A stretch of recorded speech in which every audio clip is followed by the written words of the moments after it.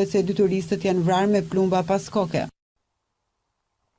Pas arrestimit të 20 vjeçarit Njacaj, kreu i policisë së shtetit Akit Çako shpreh se do të vazhdojë hetimet për të verifikuar nëse autori i vrasjes së dy turistëve çek ka pasur bashkëpunëtor.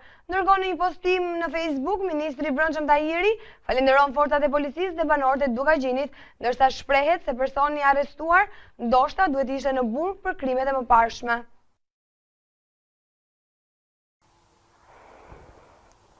Të nderuar teleshikues, mirëmbrëma dhe mirë se erdhët në 360 gradë. Pas publikimit të videos së dhunës në shtëpinë e fëmijës në Shkodër, drejt kryeqendrës së Veriut është nisur në grup i specializuar ekspertësh, psikolog dhe punonjës social, të cilët do të bëjnë një vlerësim më të plotë të situatës, jo vetëm për fëmijët e dhunuar, por edhe te fëmijët e tjerë të qendrës. Ministri Klosi kërkon organeve hetimore zbardhjen e menjëhershme të këtij akti skandaloz.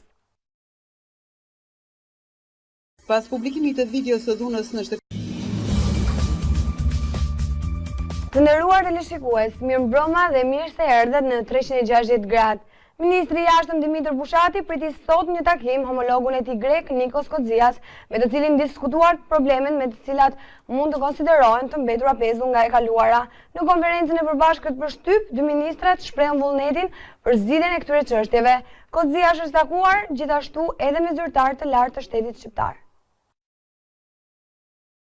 Ministri i Jashtëm Dimitër Bushati priti sot në takim homologun e tij grek Nikos Kodzias, me cilin diskutuan probleme të cilat mund të konsideroheshin të mbetura pezull nga e kaluara. Në konferencën e përbashkët për shtyp, dy ministrat